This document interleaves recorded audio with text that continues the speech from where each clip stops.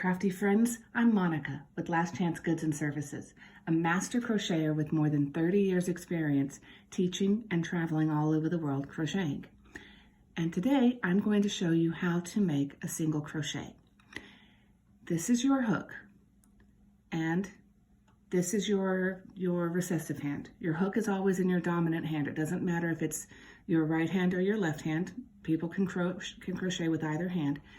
But again, just put your hook in your dominant hand and you're going to use your recessive hand to control the thread or control the yarn. The way we control the yarn, we control the tension in the yarn using our recessive hand. The way we do that is hold the yarn, put the yarn on the table, that's fine, and it's going to go under your pinky, over your ring finger, under your middle finger, and over your forefinger. This is what will control how tight or how loose your chain is. To make a single crochet, and all you do is you need to tighten using this part, or loosen it using your forefinger.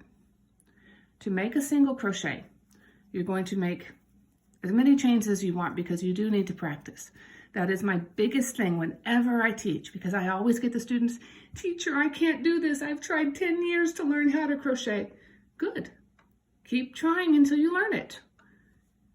Make several chains. And again, I'll do this very slowly so that you can see. Grab your hook the way you're most comfortable. I am very comfortable with my forefinger on the body, and that is important that you know. This is the body of the hook right here. This is the neck of the hook. The thin part right there is the neck. This is the tip or the head of the hook. I am most comfortable putting my forefinger on the body of the hook, and you wrap the hook around the yarn. Very gently turn the hook towards your recessive hand and pull down and over. Again, wrap the hook around, pull down and over. If you make a mistake, that's fine.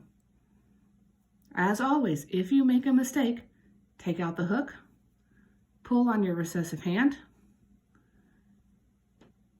go back to where you don't have any more mistakes. If you have too much yarn now, again, very simply, pull on the skein part.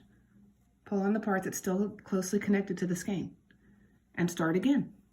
Never quit until you've learned something. And just keep doing this. This is your chain stitch. And you need muscle memory. That's why I tell my students 500 yards or 500 meters, depending upon which country I'm in. Because you need to get this to the point where it's muscle memory. You need to get this to the point where you're saying, if the pattern's saying chain 7, you're doing 1, 2, 3, 4, 5, 6, 7. And your chains look similarly. They don't have to look 100% identical, but they do have to look like they are close. You'll also have to get to the point where it's saying chain 7 loosely. You're able to do this easily. And the chains are large and loose. And if it's saying chain 7 tightly, you're able to do this.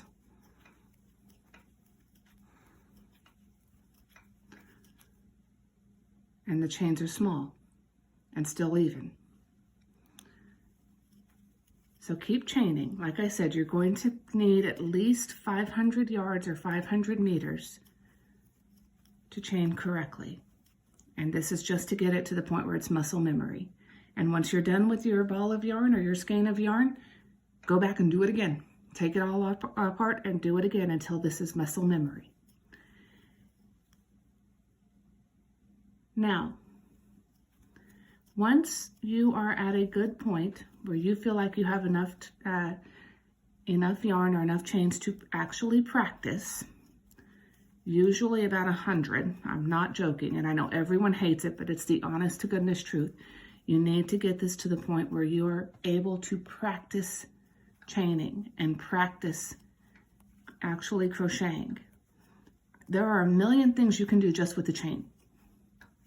The chain is the foundation stitch, and there are a million things. If you just wanted to chain forever, you can do that. But I'd rather sit back and have you actually learn the truth behind crocheting, because once you learn this skill is an amazing skill.